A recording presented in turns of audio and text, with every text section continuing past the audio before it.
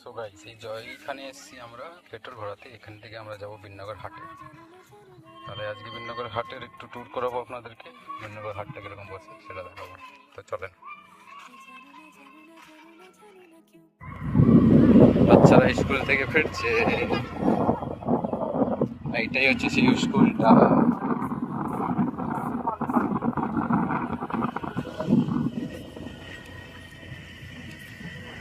আজকে হাটে যাব।